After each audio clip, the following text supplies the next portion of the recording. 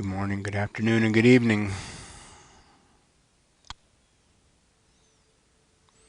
Welcome to our Lyran Starseed traits on the Lunar Eclipse meditation event. Recording it live on May 15th. Fifth in our series of Starseed traits meditations this year. And we've already done, looking for my stones here, Pleiadians, Andromedans, Sirians, Arcturians, and now we're up to Lyrans. Okay.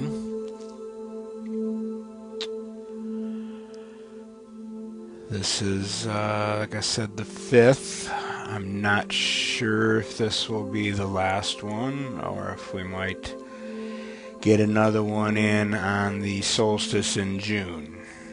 Actually, if anybody has Starseed race recommendations, I'm thinking Antarian, Antares. But it's a matter of also, to do an event, finding enough information to share and to show people on the event page and in the Become What You Believe group on Facebook, although I know many of you may be watching this on YouTube. So I hope you're enjoying it in either way. To tell you the truth, Facebook makes it so hard to find recordings of these meditations that more often than not I just tell people to go to YouTube. It's just that much easier. Okay, so we can get started. Let me just get that out of the way. And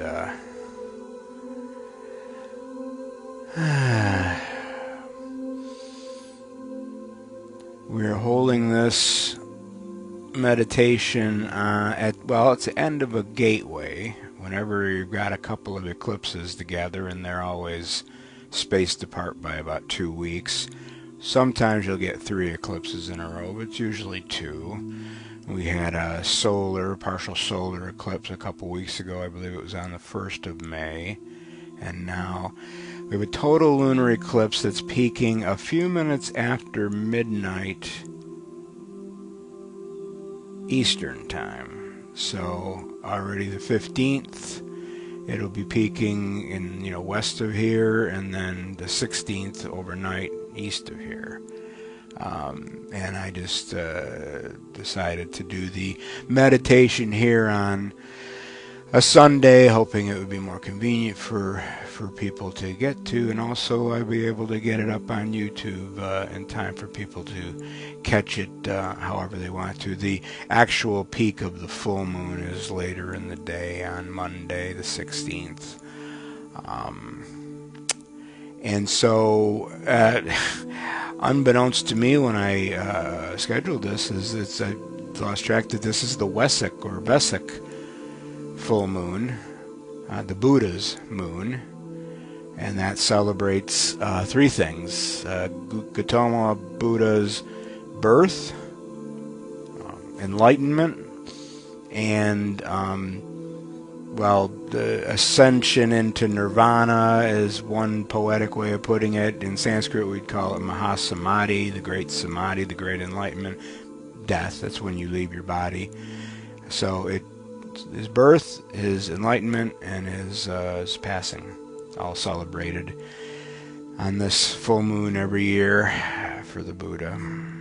So we've got the gateway ending, the Vesak new moon, full moon, and of course the total lunar eclipse, also called the blood moon eclipse, because a total eclipse, if you do have the opportunity to see it later on, today or tomorrow, depending on where you are in the world, today or tomorrow, you'll see it turns like a blood red.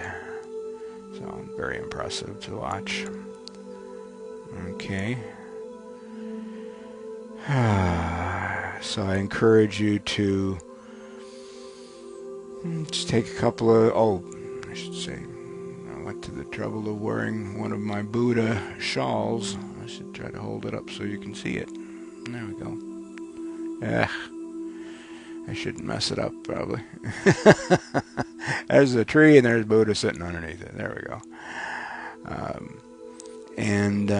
I encourage you to take a couple of breaths, comfortable breaths. Close your eyes. And just listen to my voice as we talk about Lyra and Lyrans, and then what traits you might experience if you are all or partially a Lyran Starseed. We've discussed this in previous, but in case this is your first entry into the series, a Starseed is someone who's been born off-world up to now and has come to Earth to help its inhabitants and the planet itself rise up into ascension using your knowledge and experience. And as also has been mentioned, you might find with the various races that you resonate with a couple of traits here and a couple of traits there. That has certainly been the case for me. Whereas, I mean, if I was to listen to this series just to find out which one of these starseeds I would fail. Because I recognize strongly some traits and then others within the same starseed family mean nothing to me. They're just not me at all. So this could be because I've had births on different planets, partly different starseed races, or it could reflect my own personal decisions. We do still have free will, certainly, even with astrology, even with starseed traits. You know, we have our free will. That's the way it's meant to be. As we get started, I encourage you to feel into each of these traits, and to help along with that, we're going to invite a couple of my guides, Syrian, maybe we should go for the Lyran guides today. Lyran guides, Miat and Vianu. They're a couple. Miat is female, Vianu is male, and they're feline, and that's one of the first things you'll learn about Lyran races, is that there are more than one. There's feline, there's avian, and there's a vegan, Vegan, which is the largest star in the Lyra constellation. And so these particular guides are feline. I'd like to picture them that way. Miat and Vianu. They've certainly joined me, well, for a couple of years now, but in the last couple of weeks, I don't know if you focused on any of the Lyran meditations that I've hosted to help tune into the energy in time for today's meditation, but they were certainly assisting me in those meditations. So that's Miat, one more time, and Vianu, my Lyran guides that are here to help us today. So as I mentioned, Lyra is a constellation. Again, close your eyes and just listen to my voice and feel into some of the things I say.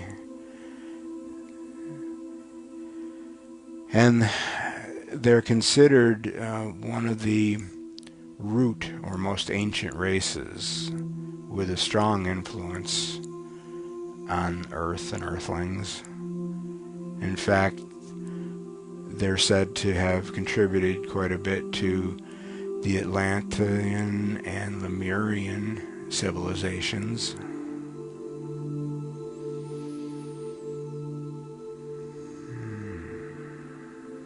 And I are still here, helping when asked.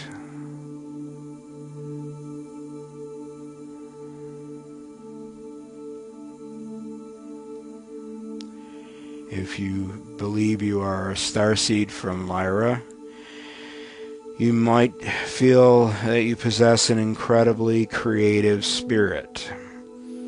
I like the way that's worded, the creative spirit. Not just creativity in the sense of creating art. Okay, but creative spirit. So, as this pertains to your sadhana or spiritual path, you might find you are far more open to different avenues to reaching ascension than others might be. Not the least of which you might have relatives, nothing against going to church, but that's where they stopped. And that's pretty much your springboard. And you've gone on to meditations and chanting and yoga. Maybe you're taking that ayahuasca. You're trying different things in your path, your spiritual path. This is your creative spirit. And you're following different paths, finding out what works for you, but not afraid to experiment.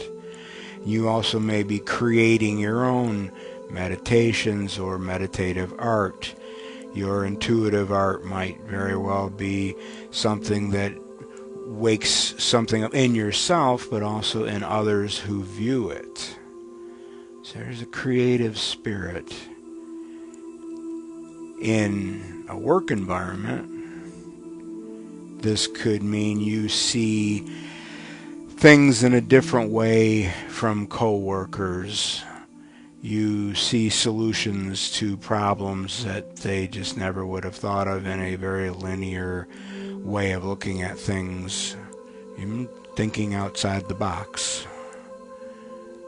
So there's your creative spirit.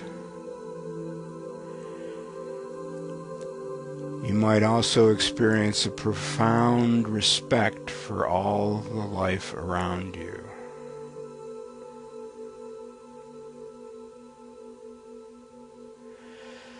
This could take form in a Sanskrit phrase, ahimsa, or non-violence. But really full-fledged nonviolence.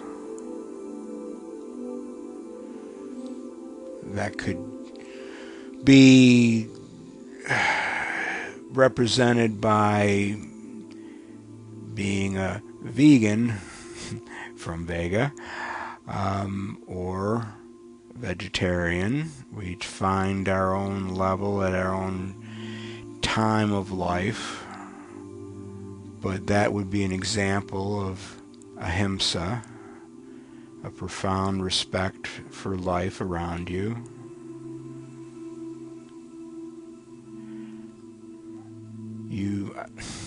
Here in the country where I live, the rural area, neighbors carry shovels in their trunks. Whatever could he be about to talk about? And either a snow shovel or a spade, and there's certain times of the year where they'll be driving down a country road and stop, put on their four-way flashers, and get the shovel out because there's a turtle crossing the road.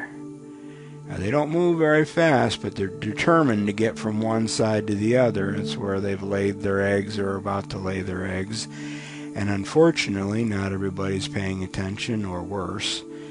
And so, I actually know several people that have shovels in their trunks so they can scoop up the turtle. You got to make sure you know which direction he's heading, or she's heading. And they help it along to get it across the road before it's, to get it out of danger. How's that for an example of ahimsa? And then, of course, in a work environment, you would be definitely sensitive to any sort of abuse toward co-workers, not from yourself, but of course, checking on yourself occasionally, but coming from management, whatever, or clients, and also any people your company might impact, you would be terribly miserable if it wasn't something that honored and respected that life all around you.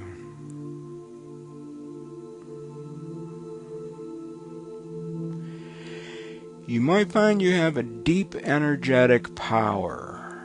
Now, this can be represented by your own experiences in meditation, and it can evolve over time. I've had people tell me they started meditating when we opened the group 6 or so years ago and really didn't feel anything, but they, liked my energy or whatever, even if they didn't feel it yet. But they liked what I had to say. How's that? But they kept it going. They kept meditating, and eventually it did get to the point where they were able to recognize their own energetic power. So you might feel meditations strongly, and you might not yet. But at some point, as a Lyran Starseed, it's probable you will feel a deep energetic power. And that can be in your own practice, but it also can be shared with others. Leading meditations, recording them, having a small local meditation group, getting the kids or spouse involved, sharing that energy. And at work, that energetic power, well, for one thing, it could be a work that has to do with spirituality, like a Reiki healing.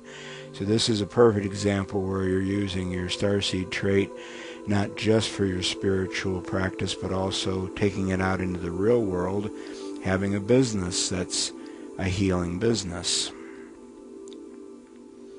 But also, if you're not in the healing business, you will be exuding that energy around others, and of course you wouldn't abuse that, but you might find that people are attracted to you and will actually stop and listen to what you have to say, and you wonder why.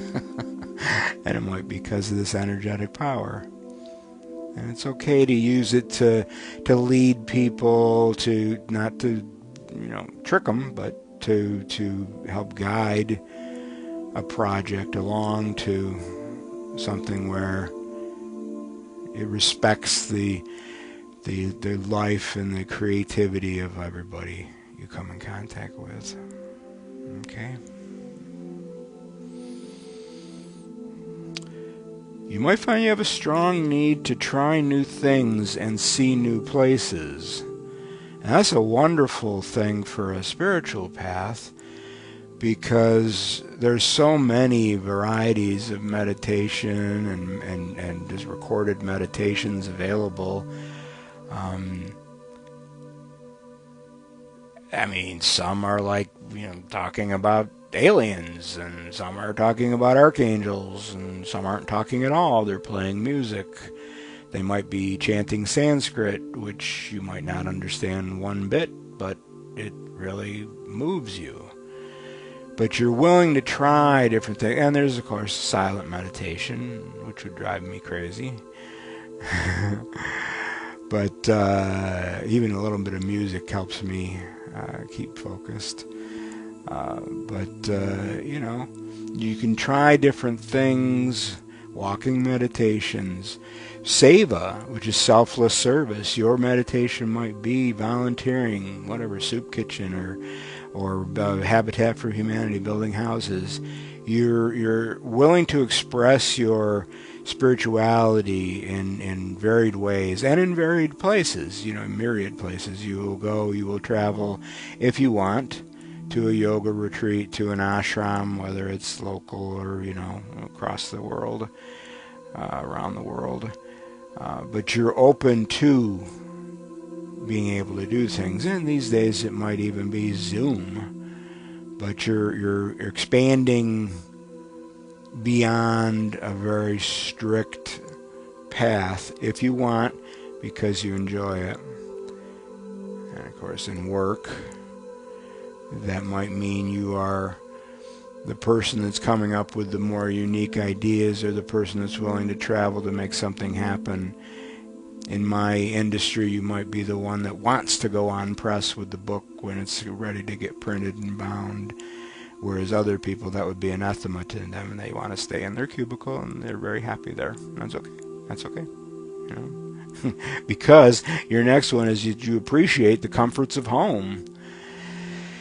You know, you may do all this traveling and experimenting and everything, but you can also make yourself a nice, comfortable home and really fully appreciate it. It's not like you feel that you're in some house that always feels temporary no matter how many years you've been. No, you're going to make a comfortable home, and you're going to appreciate that. And that's important to you. And similar at work, you might have, whether it's the most decorated cubicle or not, but you will be comfortable there, or you'll be miserable. You know, you'll want to find a way to be comfortable no matter where you're spending a lot of hours of the day. And then once you achieve that, you can still nurture it, but you will really appreciate it. Yeah.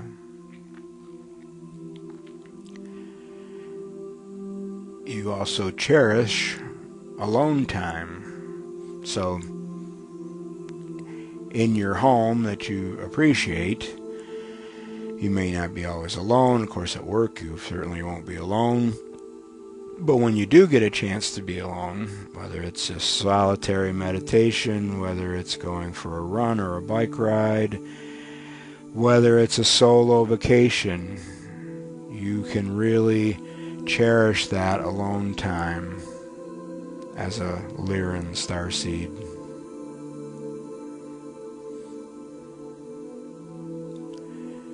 And you're highly protective of everyone you care for.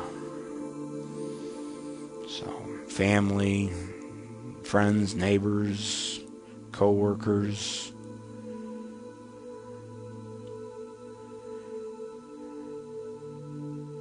It will bother you a lot if you see them abused in any way. This can be physically protective. It can be verbally. You're going to stand up for someone. It wouldn't occur to you not to.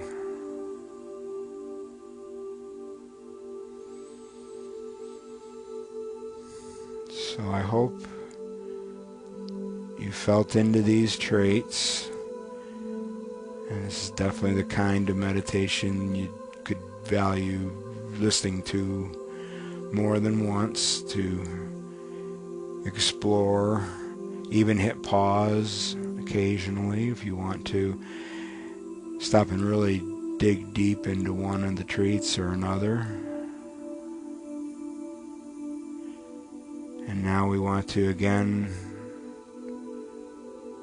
ask for any assistance from Miat. It's M-I''AT, Miat. And Vianu, which I think is V-I''ANU, Vianu.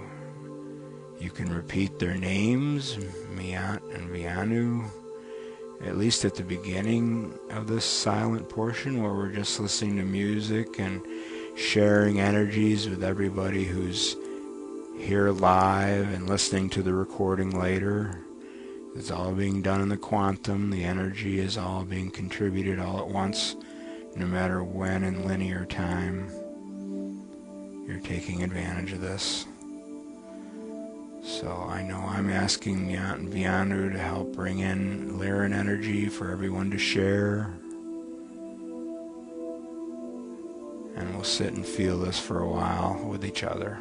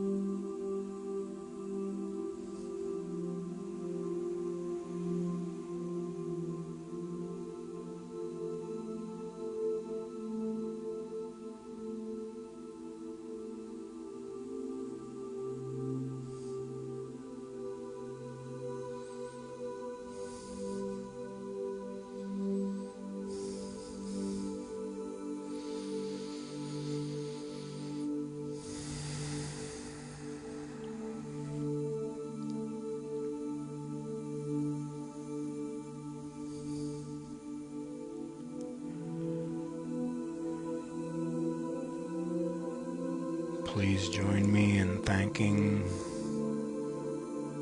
Lyran guides, Miat and Bianu, for any energy they contributed to our shared experience today, whatever day today is for you.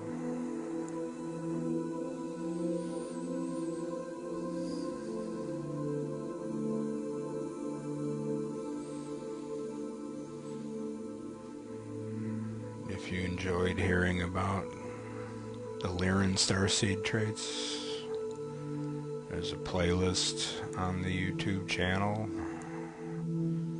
youtube.com/BradWalrod, that has all of our Starseed traits, meditations. You can explore the other ones we've done. And if you're interested in more Lyran energy, look under the created playlists for one at the top called O&S Lyran Meditations. There's also one for the other starseeds, one each for the other starseed races.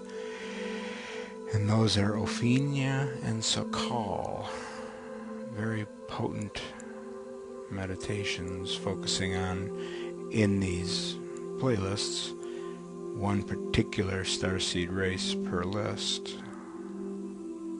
I've been bathing in the latest one the last couple of weeks. Really enjoying I have to say, really enjoying the Lyran energies.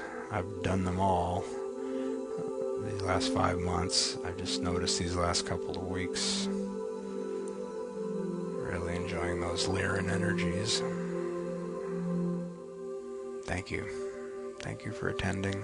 Thank yourself for your participation. Namaste. With all my love, always.